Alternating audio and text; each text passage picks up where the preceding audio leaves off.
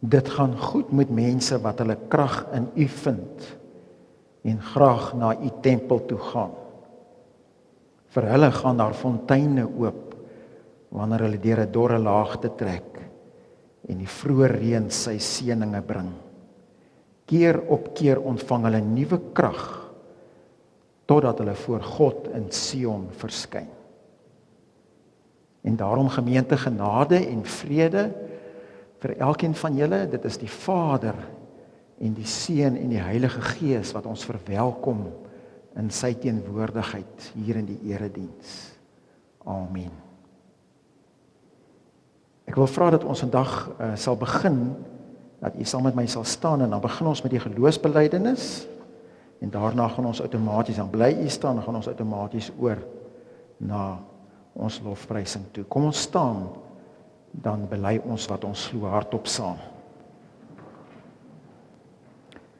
Ek glo in God die Vader, die Almagtige, die Skepper van die hemel en die aarde, en in Jesus Christus, sy eniggebore Seun, ons Here, wat ontvang is van die Heilige Gees, gebore uit die maagd Maria, wat gelei het onder Pontius Pilatus, gekruisig is, gesterf het en begrawe is, en ter helle neergedaal het, wat op die 3de dag weer opgestaan het uit die dode, wat opgevaar het na die hemel, en sit aan die regterhand van God, die Almagtige Vader, vanwaar hy sal kom om te oordeel die wat nog lewe en die wat reeds gesterf het. Ek glo in die Heilige Gees. Ek glo aan 'n heilige algemene Christelike kerk, die gemeenskap van die heiliges, die vergewing van sondes, die opstanding van die vlees en 'n ewige lewe. Amen. Liewe medegelowiges, vir dit wat ons verlange is, vir dit wat die Here bedoel om vir ons in die erediens te gee en te doen, is daar ook 'n stuk voorbereiding nodig. Ons moet altyd Sondagoggende as ons wakker word, bid vir die erediens waarna toe ons op pad is, sodat hier kan gebeur wat hier moontlik kan gebeur. En vandag is ons hier by mekaar en ons is dalk hier met 'n verlange, ons is dalk hier met 'n stuk smart, ons is dalk hier met moeilikheid voor die Here, en bring ons die moeilikheid in ons lewens vir hom. Ek wil vir u 'n stukkie lees daaruit Psalm 84. Jy kan dit maar vir ons op die bord gooi asseblief. Hy maak hom 'n bietjie kleiner. Ek dink ons moet werk aan hierdie skerm. Hy's nie heeltemal wat hy moet wees nie, maar ons sal aandag gee daaraan. Ek het gedink hierdie gedeelte om ons gedagtes in te lei tot die stilte. As u nie weet daarvan nie, ons gee in ons gemeente ook net 'n stuk waar ons net stil is as gemeente en stil is as mense voor God. Want hierdie is 'n ontmoeting met hom. En om stil te word voor hom is amper soos 'n vereiste, né? Om die ware ontmoeting met hom te beleef. Hoe lief het ek u woning, Here Almagtige. Ek versmag van verlange na die tempel van die Here. Met alles wat ek is, wil ek jubel oor die lewende God. Selfs 'n mossie het 'n nes en 'n swaalkie 'n plek vir haar kleintjies daar by u altare, Here Almagtige. My God, my koning en my God. Dit gaan goed met mense vir wie u huis 'n tuiste is. Hulle hou nie op om u te prys nie. So, kom ons word stil met hierdie woorde wat ons gedagtes vasvang. En dink daaroor waarmee jy hier is vanoggend. Wat die groot ding in jou lewe is. Maar dink ook aan hierdie laaste woorde in hierdie stuk van die Psalm. Ons hou nie op om hom te prys nie. Kom ons wees ook hier met dankbaarheid saam met dit. Al die ander dinge wat in ons harte teenwoordig is. Ek gee vir u geleentheid om stil te word.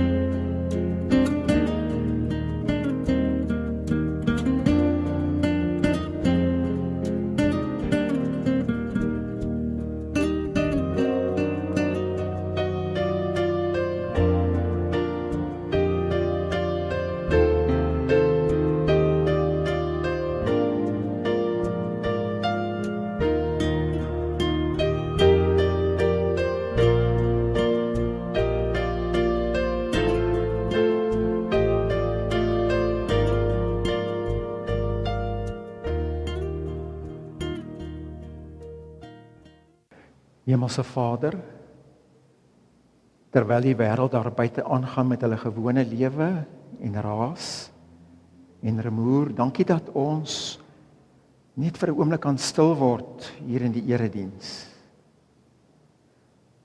Hier waar ons plekke voor U kan inneem, hier waar ons kan bewus word daarvan dat U teenwoordig is. Dankie dat U seënend teenwoordig is. Dankie dat U in liefde hier is. Dankie dat U ons verwelkom. Dankie dat U vir die geringste onder ons 'n plekkie het.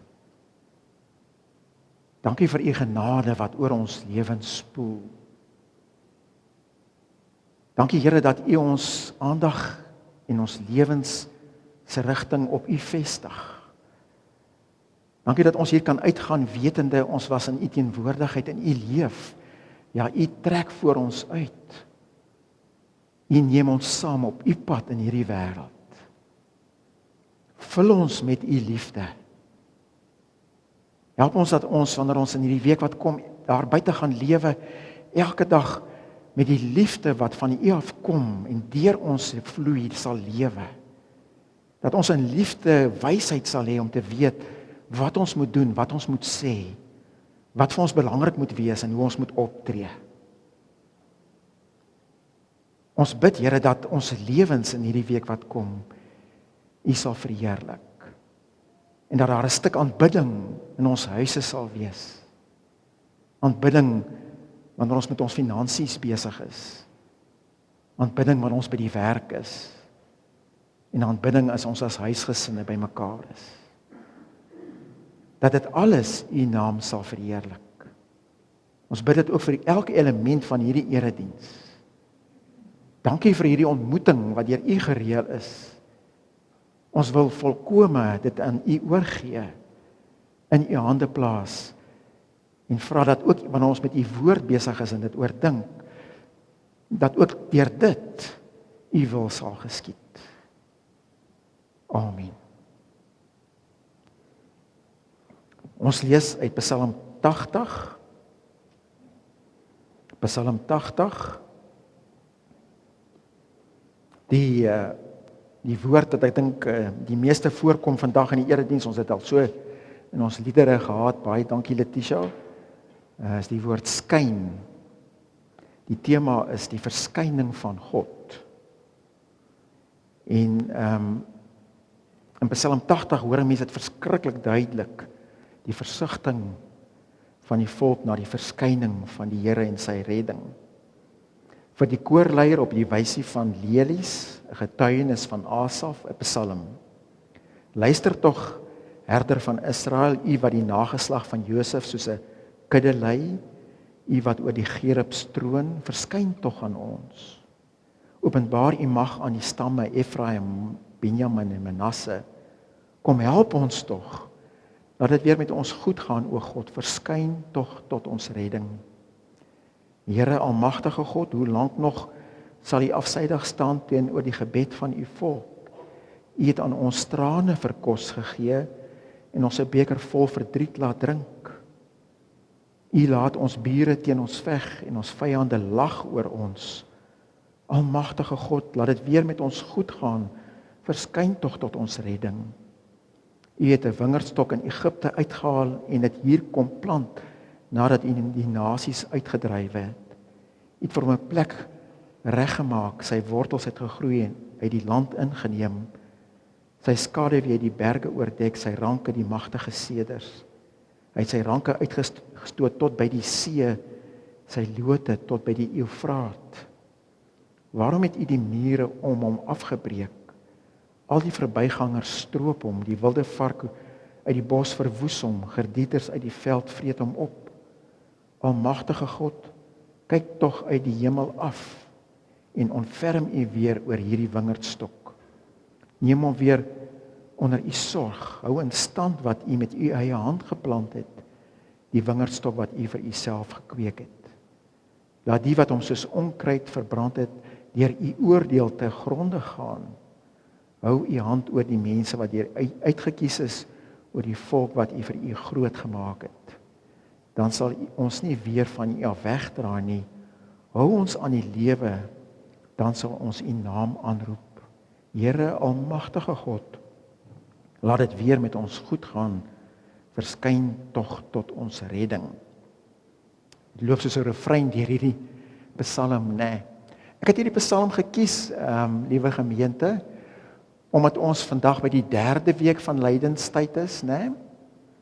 Ons het, ek en Christian het besluit, ons gaan tematies net eenvoudig inval en nie 'n ander tema boon behalwe die lydenstyd vat vir hierdie weke wat ons nou afloop tot by Goeie Vrydag en Paas Sondag nie.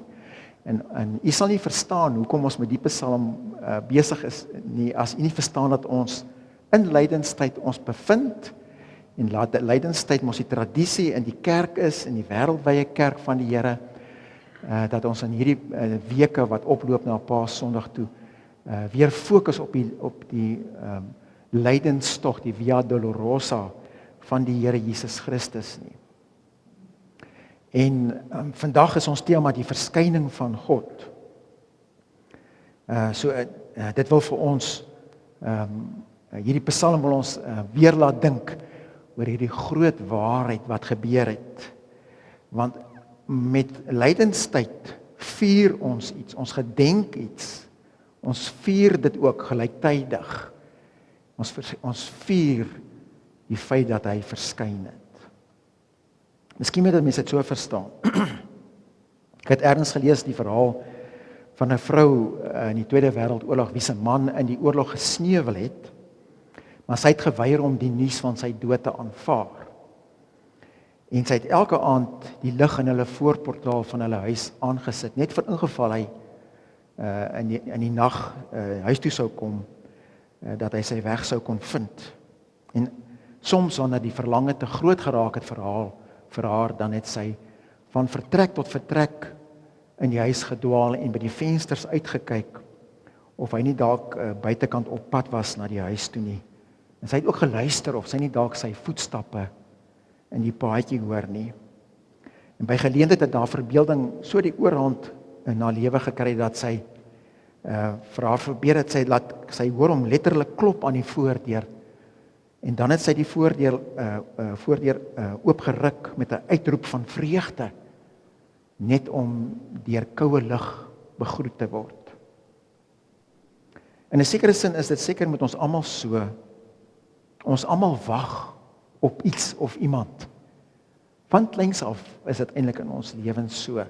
Ek onthou toe my kinders in die voorskoolse fase was, ons hulle gaan inskryf daar by graad R en dubbel R, was dit hulle grootste begeerte, hulle kon nie wag vir die dag dat hulle ook uniformkinders kan word nie.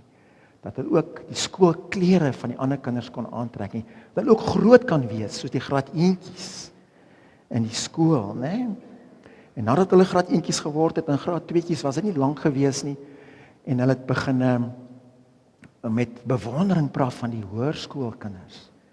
Nee, as ek maar net die dag universiteit toe kan gaan, as ek maar net kan begin werk, as ek maar net kan trou en my eie gesin kan begin, as die kinders net eers uit die huis uit is, as ek net kan aftree, dan gaan my lewe begin. Hoekom praat ons so?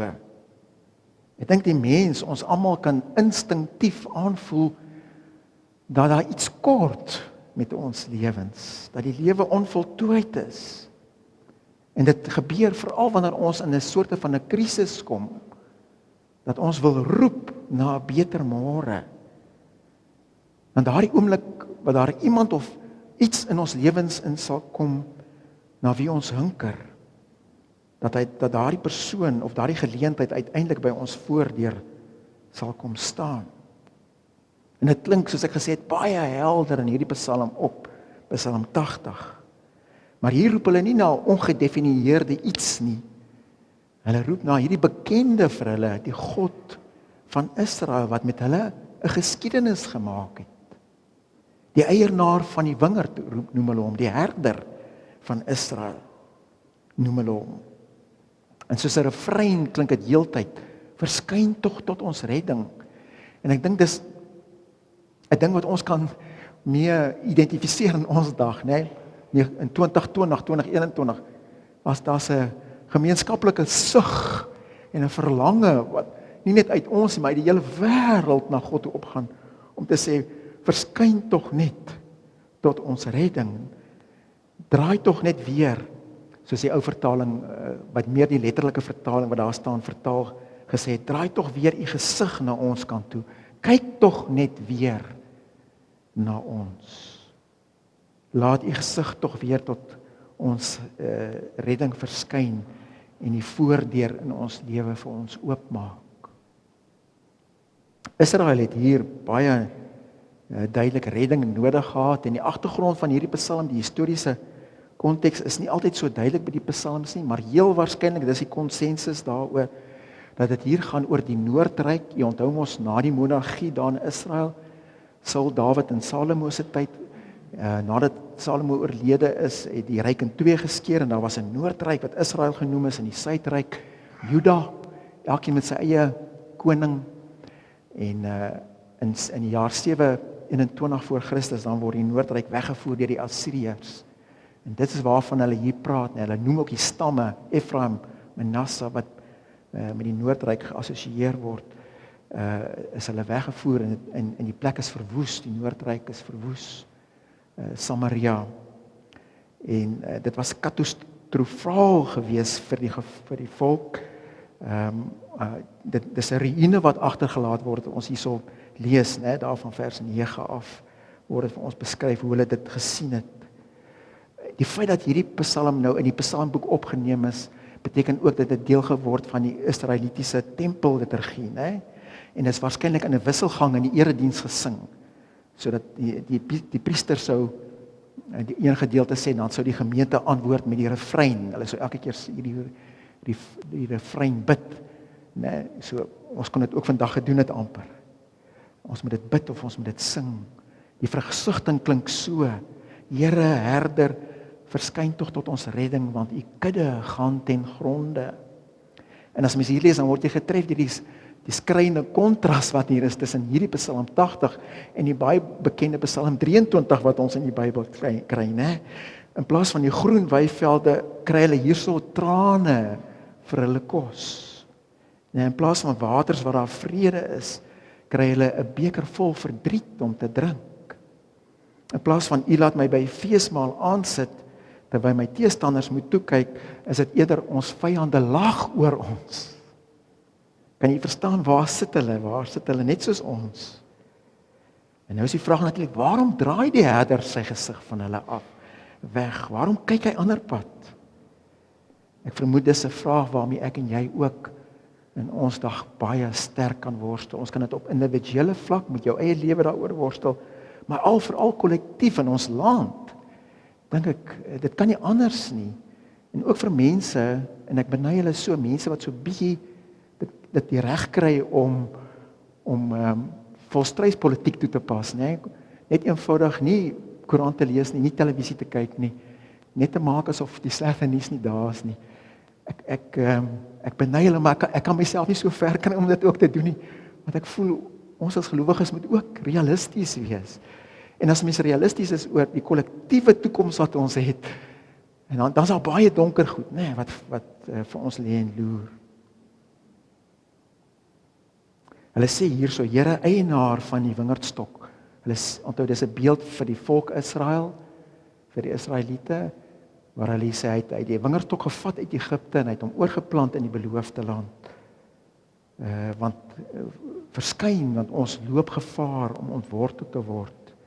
U het self ons oorgeplant en ons laat wortel skiet. Ons het ons ranke en ons lote uitgestoot. Hulle het die hele gebied, die hele stuk beloofde land wat die Here vir hulle gee, het hulle in besit geneem, tot by die see, tot by die Middellandse See, en aan die ooste kant het hy sy lote uitgestoot tot by die Eufraat, tot by die Eufraatrivier, né? Hulle dink aan daardie glorieryke dae van die koning daar, toe die ryk, die grondgebied op sy grootste was. Maar as mens nou daar verbygaan, dan is dit 'n ruïne. Die varke is daar besig, né? Die gediertes uit die veld vreet hom op. Hy is soos onkruid wat verbrand word. Nou is die vraag, gee die Here dan nie meer om nie, die eienaar van die wingerd? En dis ook, soos ek gesê het, vraag waarmee ek en jy worstel. Eintlik is dit 'n universele kreet. Ons kry hierdie kreet dwars deur die Bybel. Nie alleen Israel en deur die kerkgeskiedenis heen nie, maar in Romeine 8 sê Paulus, die hele skepping sug tot nou toe in die pyne van verwagting en sien met gespanne verwagting daarna uit dat God bekend sal maak wie sy kinders is. So die skepping is deurdring van hierdie versigtiging na die verskyning van God. En dit loer met uitgerekte nekke by die vensters uit, om te kyk of die Here nie dalk op die paadjie op pad is, om na ons toe aangestap te kom nie. En mense sou sê dat selfs die ongelowige wêreld is ook hierby betrokke, sonder dat hulle dit besef, en sonder dat hulle dit verstaan, né? Iemand het gesê dat die verskriklike dinge wat mense doen, kan geïnterpreteer word as niks anders as 'n verborgde kreet om hulp tot God nie. Nou is die vraag, hoe beantwoord die Here hierdie Psalm? Of moet ons sê, is daar 'n antwoord in Psalm 80? As ons lees, dan bly dit in 'n sekere sin in die lug hang. Want baie ander psalms sluit af met 'n baie sterk belydenis, of met 'n jubelende halleluja aan die einde van die psalm, maar nie hier nie. Hierso bly dit so half in die lug hang, né? Met hierdie versigtiging, hierdie gebed, hierdie skynbaar onbeantwoorde ego van die tempelgangers se stemme. Here, almagtige God, laat dit weer met ons goed gaan. Verskyn tog tot ons redding. En niks verder nie. Is dit al? Nee, liewe broer en suster, dis hoekom ons lydenstyd vier. Die Bybel stop nie by die einde van Psalm 80 nie, gelukkig nie. Vir jou en my nie, nee. Die Bybel gaan aan. So ek en jy wat na die Nuwe Testamentiese era leef, hoef nie daar te stop nie, so sommige mense wil maak nie. Nee, die Here het hierdie versigtiging van die mense in Psalm 80 gehoor, en alle soortgelyke versigtings het hy gehoor en hoor hy steeds. Ook jou en my versigtiging, wat in ons harte uitkom wanneer ons bid, wanneer ons stil word voor hom. Nou toe jy gebid het, daai ding wat jy mee besig was met hom, hy het dit gehoor, en dit het weerklank in die hemel gevind, sê die Bybel vir ons. Want die Here het in die volheid van die tyd tot ons redding verskyn. Dis waaroor ons dink vandag, dis die waarheid, dis die werklikheid. Dis hoekom ons hier, dis hoekom ons fees kan vier. Hy het in die volheid van die tyd tot ons redding verskyn. Hy het sy gesig na ons kant toe gedraai. En ons weet hoe daardie gesig van hom lyk. Ons weet na wie ons moet kyk as ons hom wil sien. Die lewende God van die heelal, die Skepper. Hy verskyn mos in Jesus. So, hy is die gesig na wie ons kyk. Nee. Maar nou ja, hy verskyn nie in verruklike heerlikheid nie. Dis die probleem waarmee ons sukkel, nee. Ons sukkel daarmee en die wêreld nog meer as ons. Ons moet mekaar waarsku oor die gesig wat God na ons toe gedraai het, is oënskynlik nie 'n mooi gesig nie vir ons as mense nie. Dis nie wat ons verwag het nie. En daarom is daar soveel mense wat struikel om hom te vind, né? As ons net vir 'n oomblik kyk hoe lyk Jesus? Wanneer God verskyn, hoe verskyn hy? Hy kies die pad van die kruis. Hy kies 'n pad van nederigheid, hy kies 'n pad van verwerping. Hy kies 'n pad van lyding. Hy verskyn nie kragtadig in Israel as die Messias op die groot wit perd wat verlossend teenwoordig is. Nee, hy's maar eintlik daar in die platteland, in die onbeduidende, onbelangrike deel van die land is hy besig. Daar in Galilea eintlik, né? Hy's nie strategies in Jerusalem nie, behalwe dat hy 'n paar keer daar kom nie, né? Hy's nie beroemd nie. As die mense hom beroemd wil maak, dan maak hy hulle stil en sê nee, moenie daaroor praat nie. Nee, hy kies 'n ander pad. Hy's arm. Hy's arm. En die volgelinge wat hy kies om te volg, is nie invloedryke mense nie. Dis nie die mense wat die gesiene mense van die dag is nie. Dis mense sonder mag, sonder status, wat hom volg. Hulle is die randfigure in die samelewing, met wie hy besig is.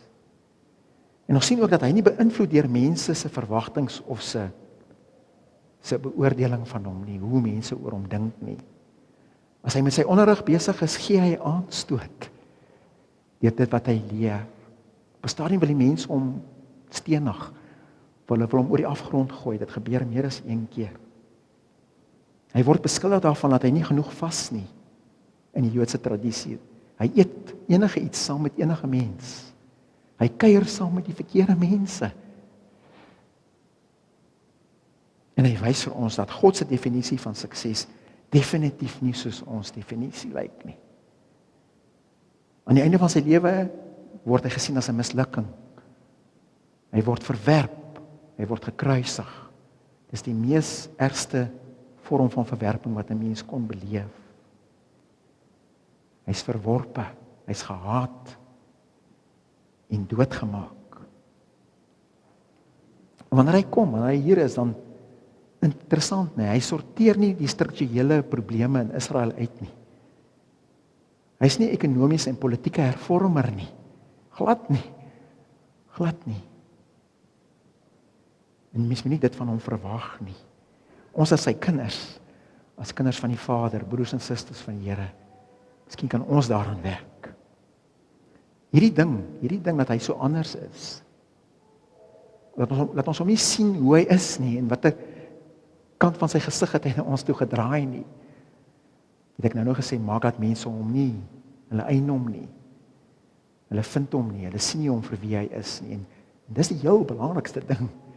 Dis hoekom daar so 'n tradisie soos lydenstyd is. Die hele Bybel gaan oor die vraag, wie is Jesus vir jou en vir my? En dis 'n baie belangrike antwoord wat ons daar moet gee, liewe broer en suster.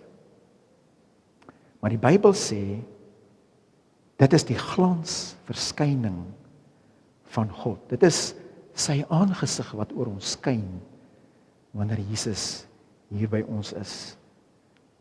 Hoe bid ek en jy? Hoeveel vrees is daar in mense se harte nie? Het dit nie te doen met hierdie ding dat ons hom nie verstaan nie? Dat ons hom miskyk? Hy is nie wat ons verwag nie. Maar hy het verskyn. En sy teenwoordigheid skyn, is besig om te skyn. Hy het ons versigtinge verhoor, sê die Bybel. Hy het ons hinkering ter harte geneem. Hy het ons tegemoet gekom. Nog lank voordat ons lanterntjies uitgesit het om lig te maak in die donker. Daar staan in Johannes 1, lig skyn in die duisternis. En die duisternis kon dit nie uitdoof nie. Daar klop iemand by die voordeur. Ons hoef nie die voordeur te wag tot ons die klop hoor nie. Hy's klaar daar. Die voordeur van jou lewe. Die voordeur van jou huis. Die voordeur van jou hart. Die lewende Here staan voor ons. Soos hy ook vir ons sal staan met sy wederkoms. Luister, hoor jy hom? Hy klop. En ons kan maar die voordeur oopmaak met vreugde. Ons sal nie ontnigter word deur koue lug en 'n leeu omhelsing nie. Die Here het tot ons redding verskyn. En wanneer hy verskyn, dan sê hy, en daarmee sluit ons af, vir jou en my, soos die Vader my gestuur het, so stuur ek julle ook. Hoor mooi, soos ek gestuur is, so stuur ek julle ook. Nie anders nie, presies soos hy. Ons kan nie anders lyk as hy nie. Ons lewe in 'n wêreld wat stukkie vir stukkie besig is om te verbrokkel. En dit moet so wees, want dit moet plek maak vir 'n nuwe wêreld wat op pad is. Toe Moses daar op die berg was, lees ons in Exodus, en die Here aan hulle verskyn het, né? Toe daai glans van die Here so erg op Moses se gesig gaan sit, dat hy hom moes toemaak as hy met die volk praat.